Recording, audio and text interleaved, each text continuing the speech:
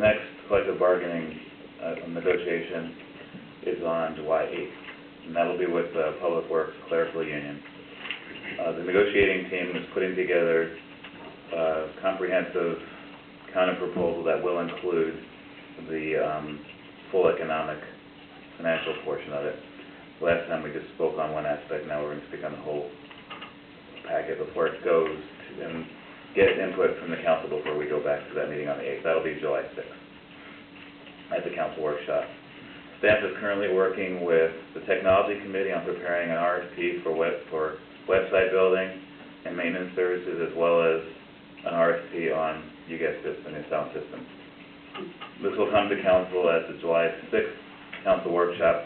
I'm not sure how much we'll have complete, but we are meeting before the meeting with the technology committee, and we are going to have at least the bare bones of the RFP. We do want to recognize that everybody wants a new sound system, and we're that close, but we'll get there again. So, last Thursday, staff held a wellness lunch that was put on by Amy and her group of wellness. What do you call that group? Wellness. There you go. The wellness committee. We had it out here in Centennial Park. Approximately 20 employees attended, and each department was represented. It was really nice. I actually got outside for lunch, so it was the first time, I think, since, I don't know when, maybe January, maybe even earlier than that, but it was very nice, and we got to share, and Darcy was there as well, and she got to give us an update on how she was doing, and it was just a really good time to talk to other employees you don't usually see every day.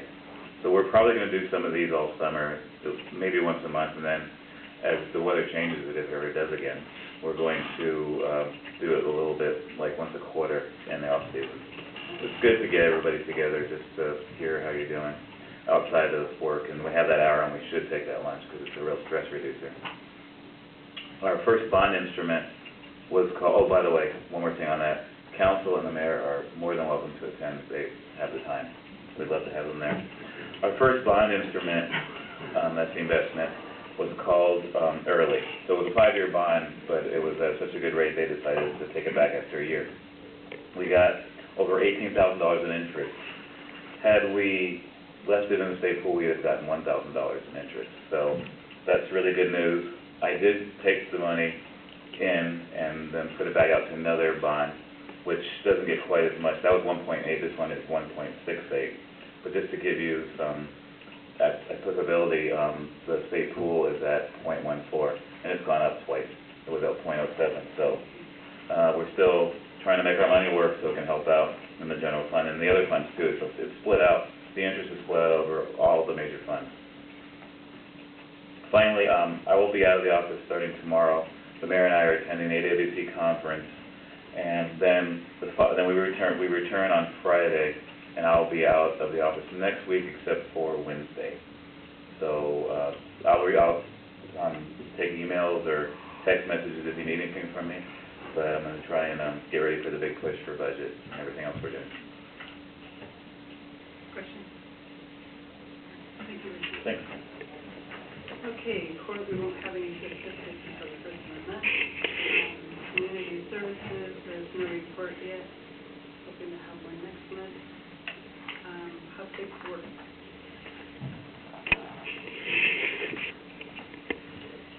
Good evening again. I'll keep this brief.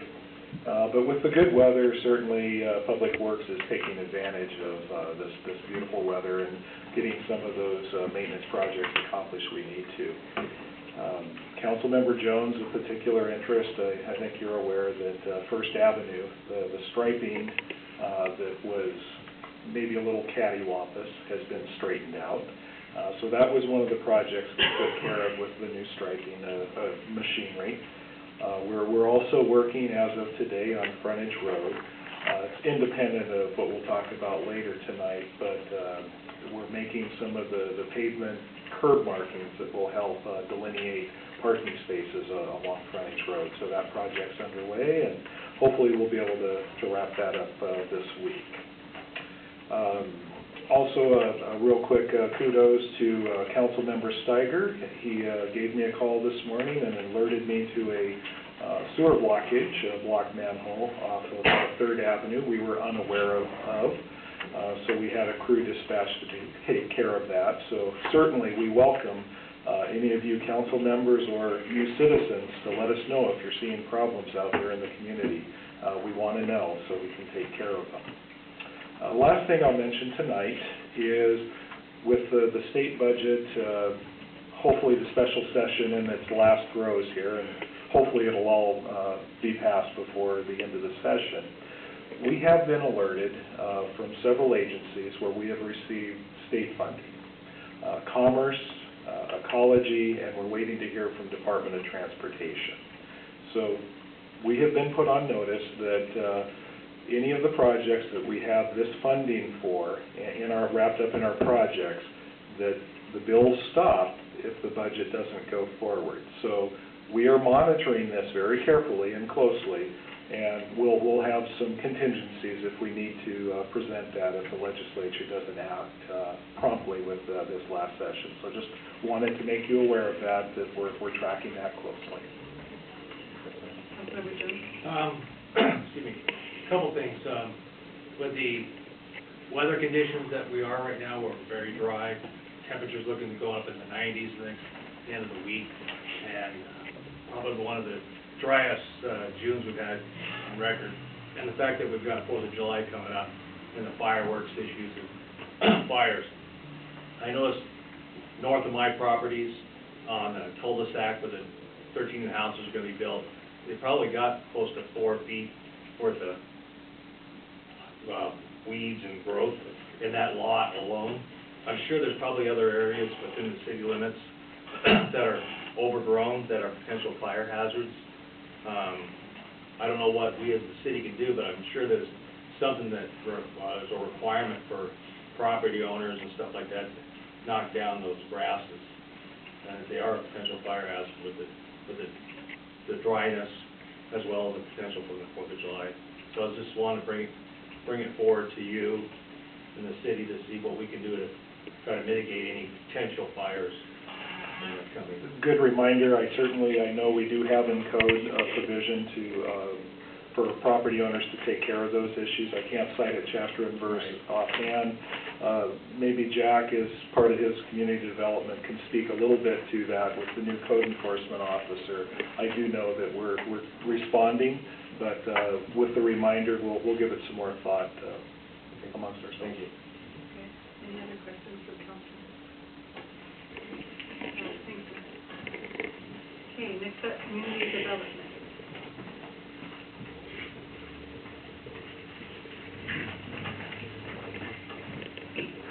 Mayor, council members, I'll first address the item with the grass, since that just came up. We can have our code enforcement officer take a look at if there's other properties in the cities other than this one. This is the old Anthem short plat or subdivision, I think, up there. Just north of, first there. Right, we can take a look at it, and we can probably put some stock letters together to send out to the property owner. And actually, we do know the property owner, so we can just contact them directly and let them know, especially with the 4th of July coming up. So, and if there's some other problem properties that may have that, certainly let us know. On to some other things. I'll try to keep it short. Lane Morgan property, she has, at this time, they have determined where the reserve drain field and drain field will have to go. So now they know where the piece of property has to be segregated out of that property, what the dimensions will be. So she now has a short plat application in with King County. Problem is, we don't know how long that's going to take to process. But as long as we're moving along, the grant that we have for purchasing the property is still good. Just to let the council know, we have sent out notice of violation letters to the rest of the known marijuana businesses in the city. They went by certified mail, and actually they just went out today, but they went by certified mail. One of the property owners, it's kind of hard to figure out what his actual address is, so we're sending it to at least 2 different addresses. Hopefully you'll get those letters. So we'll be getting likely get some responses on those. Give a quick update. Planning Commission is tomorrow night. They're holding their public hearing on the sign code revisions, which include the freeway sign provisions, and also they're start getting their first look at some minor revisions to the subdivision code that need to be done kind of right away, based upon some issues that have just come up very recently. So we thought we'd have them start looking at that, and I'll talk with Stacy about getting it before the governance committee too, those provisions. And lastly, I'll be talking with Ryan Windish of City of Sumner. We're going to start some very initial discussions of getting our manufacturing industrial center before the Puget Sound Regional Council to try to get a designation. So I'll be talking with him this week and look and see what needs to be done, what type of timeline we're going to be looking at, and staff resources. So we'll be moving on that, and that is also in our planning commission's work program this year. So we'll be starting to move into that in the coming months. And that's my report. Any questions?